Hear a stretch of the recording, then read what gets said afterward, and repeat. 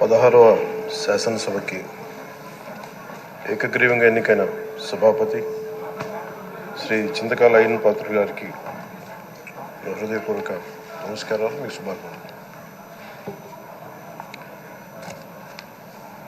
ఇది నేను మొదటిసారి అసెంబ్లీలోకి అడుగు పెట్టడం. ఇలాంటి సుదీర్ఘ రాజకీయ అనుభవం ఉన్న దాదాపు 7 సార్లు ఎమ్మెల్యేగాను, ఒకసారి పార్లమెంట్లో అడుగుపెట్టిన మీకు, Panchayati Raj, technical education, forest, R&B అనేక మంత్రిత్వ శాఖల్ని సమర్థవంతంగా నిర్వహించిన మీకు ఈ సభాధ్యక్షుడు, ఈ స్పీకర్ స్థానంలో కూర్చోవడం చాలా ఆనందంగా ఉంది. ఇన్ని దశాబ్దాలు ప్రజలు రాజకీయ జీవనంలో ప్రజలు మీ వాడి వేడి చూశారు. మీకు కోపం వస్తే ఋషికొండను చెక్కినట్టు ప్రత్యర్థులకి పదునైన ఉత్తరాంధ్ర యాసలో గుండు కొట్టేస్తాను. ఒకటే బాధేస్తా ఉంది సార్, ఇకపైన మీకు తిట్టే అవకాశం లేకపోవడం. కానీ ఇక మీద సభలో ఎవరు తిడుతున్నా దాన్ని ఆఫ్ చేసే బాధ్యత మీ చేతిలోనే ఉంది. మీరే మైక్ ఆఫ్ చేయాలి. అంటే మా చిన్నప్పుడు నేను చూసేవాడు, ఒకసారి అల్లరి చేసే అబ్బాయిని క్లాస్ లీడర్ చేసేవాడు చిన్నప్పుడు మా స్కూల్లో. కానీ ఇన్నాళ్ళు ప్రజలు మీ వాడి వేడి పలుకులు, మీ ఘాటైన వాగ్దాటి చూశారు. ఈ రోజు నుంచి రాష్ట్ర ప్రజలు మీ హుందాతనం చూస్తారు. డిబేట్స్ వెనకాల దాక్కుని సంస్కారహీనమైన భాషల్ని, భావాల్ని రకరకాల మాధ్యాల్లో విరజిమ్ముతూ ఉంటారు. దాని నియంత్రణ మీ ఆధ్వర్యంలో ఇక్కడి నుంచే మొదలవ్వాలి.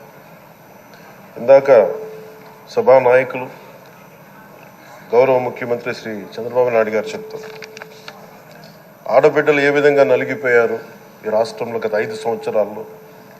చిన్న లేదు, పెద్ద లేదు, ఎవరని లేదు. ఎవరన్నా సరే ఒక మాట మాట్లాడితే వాళ్ళు వ్యక్తిగతంగా దూషణ, సోషల్ మీడియాలో వాళ్ళని క్యారెక్టర్ అసాసినేట్ చేయటం, వాళ్ళు పెద్ద నాయకులు కావచ్చు, కార్యకర్తలు కావచ్చు, లేదా వాళ్ళకి ఎదురు తిరిగి ఒక ఒపీనియన్ చెప్పి ఎవరైనా సగటు మనిషి కూడా కావచ్చు, అది ఇక్కడతో ఈ రోజు నుంచి ఆగిపోవాలి అధ్యక్ష. అది మీ ఆధ్వర్యంలోనే మొదలవ్వాలి. గత ప్రభుత్వం తాలూకు సభ జరిగిన విధానం చూస్తే ఈ వ్యక్తిగత దూషణ ఇవన్నీ చాలా ఇబ్బంది పెట్టే ప్రజలు. ఈ రోజున వాళ్ళకి 11 సీట్లకు పరిమితం అయ్యారు, ఈరోజు లేరు, ధైర్యం లేదు వాళ్ళకి. విజయాన్ని తీసుకోగలిగారు కానీ ఓటమిని కూడా ధైర్యంగా కూర్చుకునే వాళ్ళకి స్థాయి లేదు, వాళ్ళకి పారిపోయారు ఇక్కడి నుంచి. భావంలో ఉండే తీవ్రత భాషలో ఉండాల్సిన అవసరం లేదు. భాష మనుషుల్ని కలపడానికి కానీ విడగొట్టడానికి కాదు. భాష విద్వేషం రేపడానికి కాదు, పరిష్కరించడానికి. ఎంత జటిలమైన సమస్య అయినా, భయంకర సమస్య అయినా చర్చల ద్వారా పరిష్కరించుకోవడానికి కానీ వివాదం సృష్టించడానికి కాదు. ఈ సభ ఉన్నది అందుకు.